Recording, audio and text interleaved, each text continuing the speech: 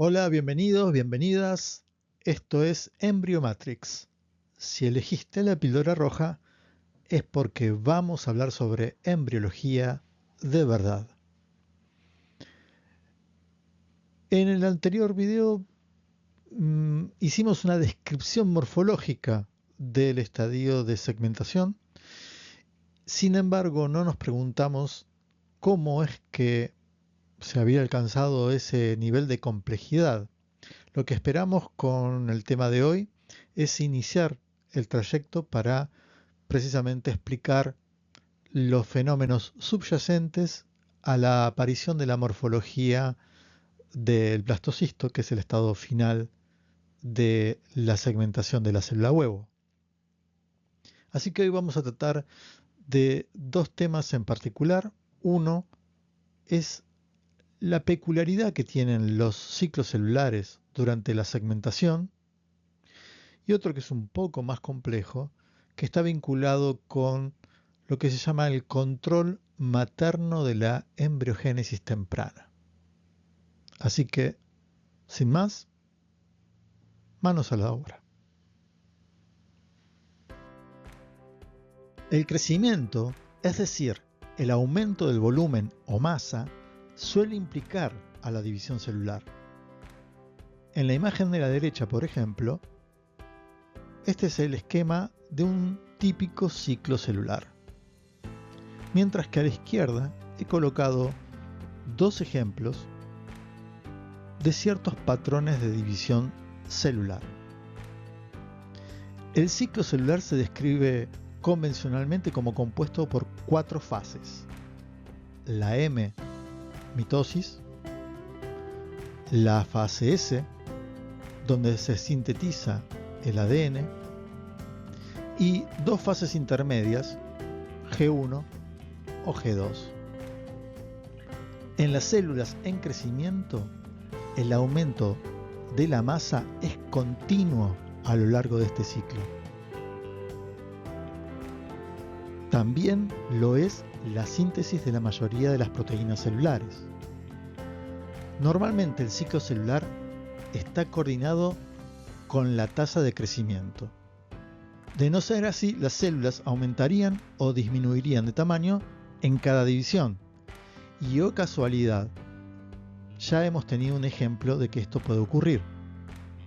En la segmentación, en las divisiones mitóticas que ocurren durante ella, como vemos en el panel inferior, en realidad lo que ocurre es una repartición del citoplasma de la célula huevo. Sin embargo, algo sí aumenta, y esto es relevante. Aumenta el número de elementos del sistema, hay más células, y también aumentan las superficies intercelulares. El total de membrana que tienen estas 4 células es mayor que el de la célula huevo original. Volviendo al ciclo, existen varios controles internos integrados en el ciclo para garantizar que la mitosis no comience antes de que se complete la replicación del ADN. Estos controles operan en puntos de control a lo largo del ciclo, en los cuales el proceso se detiene a menos que se cumplan las condiciones adecuadas. El control del ciclo celular depende de un oscilador metabólico compuesto por varias proteínas llamadas ciclinas, aquí representadas como esferas de color amarillo, y varias proteínas quinasas dependientes de ciclina, que aquí se ven como rectángulos de color rosado o rojo. Para pasar el punto de control M, este de aquí, y entrar en mitosis, se debe activar un complejo de ciclina y CDK, llamado factor promotor de la fase M o factor promotor de la maduración. Esto produce los componentes necesarios para la mitosis, por ejemplo, la ruptura de la envoltura nuclear, la formación y el ensamblaje del huso, o mismo la condensación cromatínica. La salida de la fase M A la vez, requiere la inactivación del complejo promotor de la mitosis. Por lo tanto, se escinden las ciclinas de la CDK. El paso del punto de control G1 depende de un proceso similar, que está operado por un conjunto diferente de ciclinas y de CDK, cuyos complejos activos fosforilan y activan las enzimas de replicación del ADN. Esto va a dar origen al inicio de la fase S, y este también es un punto en el que se evalúa el tamaño celular. Fíjense que, a diferencia de lo que habíamos visto durante la primera semana de desarrollo, durante lo que llamamos segmentación de la célula huevo, también lo que es esperado y lo que nos han enseñado originalmente es que de una célula madre surgen dos células hijas idénticas a la célula madre. Esto implicaría la duplicación del volumen total. A esto se le llama crecimiento exponencial. Como dije, es una de las formas en las que se regula el ciclo celular versus el tamaño del volumen de las células. De la misma manera que ocurre a nivel de la segmentación de la célula huevo. El ciclo celular de las fases G1, S, G2 y M es universal, aunque se producen algunas modificaciones en circunstancias especiales. Como vemos en el panel de 9 fotos, desde la B, célula huevo, hasta la I, donde tenemos un blastocisto, y aunque son notorios algunos cambios, no hay un aumento del volumen total del embrión. Estos ciclos de citocinesis rápida del desarrollo temprano presentan fases G1 y G2 cortas o ausentes, y no hay control del tamaño. Las células reducen su volumen a la mitad con cada división, como podemos ver claramente entre B y C, que básicamente es partida la célula huevo en dos.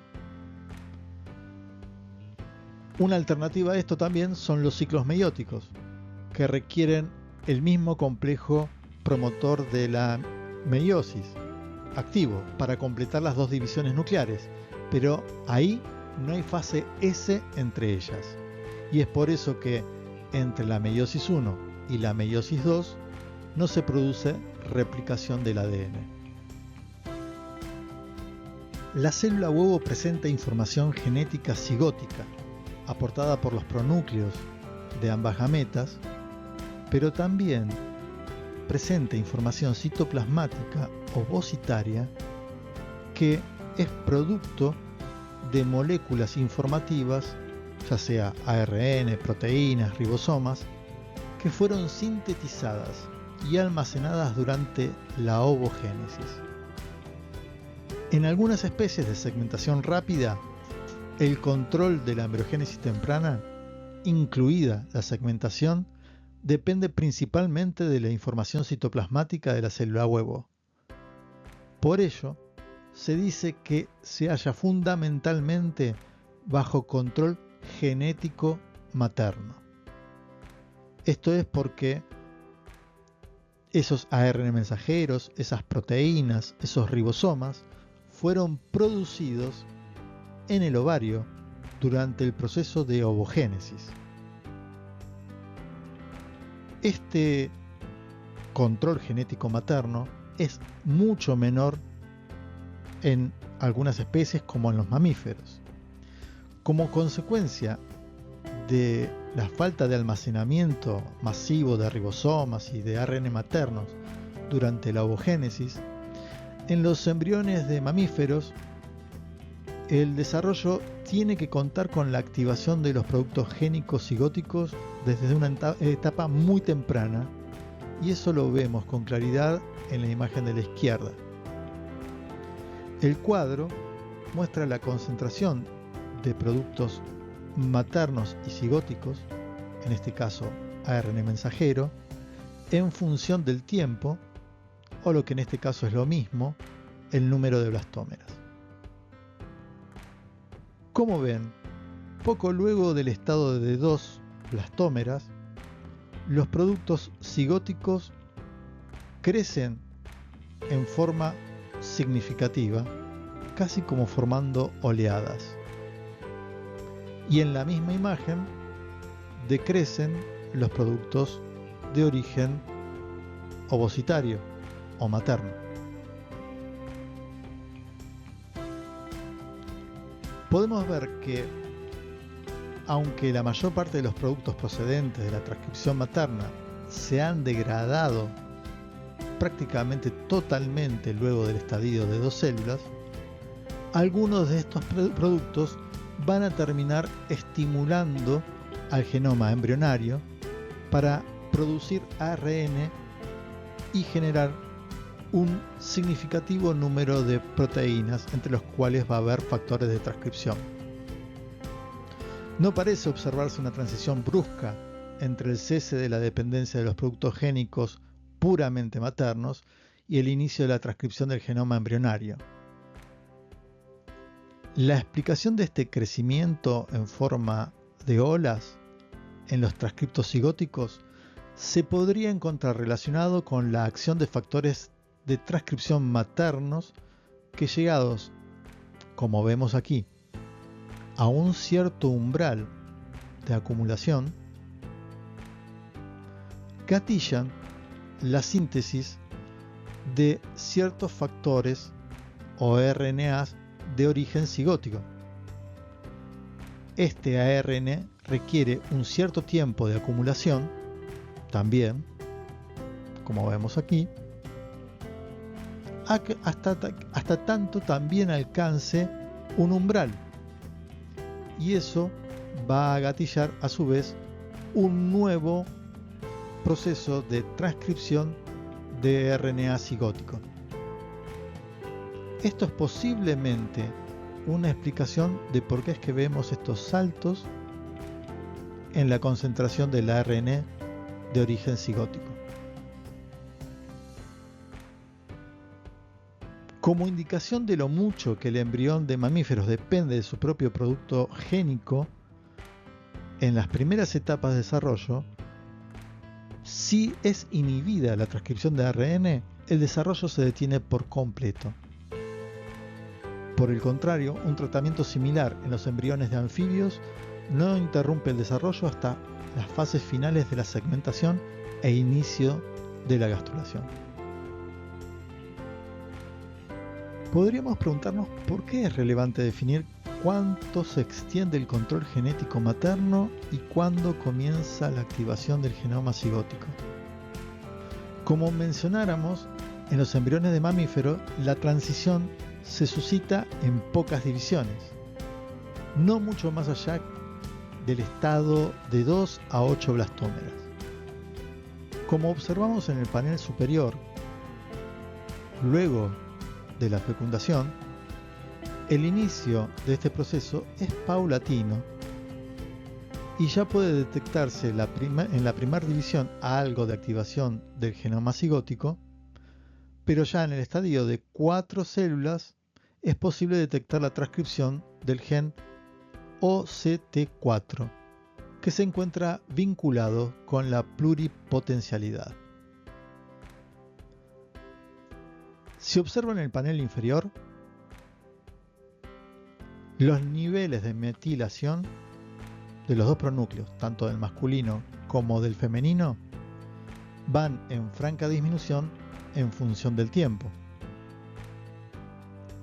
Ahora la pregunta sería, ¿cuál es la relación entre el evento de la producción de mayores transcriptos de origen cigótico y la disminución de la metilación del ADN?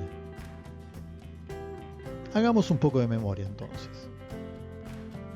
Las gametas, y aunque nosotros habitualmente esto no lo pensamos así, son células muy diferenciadas. Esto implica que han tenido rearreglos de su cromatina que han posibilitado expresar solo algunos genes y no muchos otros. Una de las formas de silenciar el ADN es mediante el proceso químico mediado por enzimas, denominado metilación. En general, el ADN metilado no se transcribe y por lo tanto ese gen no producirá una proteína. Es decir que el grado de metilación muestra la madurez de un núcleo celular, es decir, su grado de diferenciación. Por lo tanto, espermatozoide y ovocito tienen, como vemos acá, inicialmente altos niveles de metilación en el ADN. Pero ahora volvamos al panel superior. Las células de un embrión de 2, 4 y 8 blastómeras son más o menos idénticas e intercambiables. Aún no han decidido un destino de desarrollo.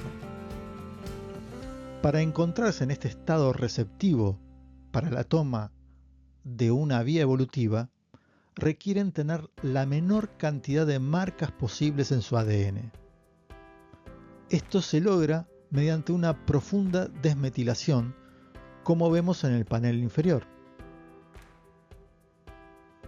Aquí vemos que además de disminuir la metilación en el ADN, al mismo tiempo se va incrementando la expresión génica cigótica. Esta desmetilación de las blastómeras se relaciona en forma inversa con su potencia, es decir, su capacidad de optar por distintos destinos.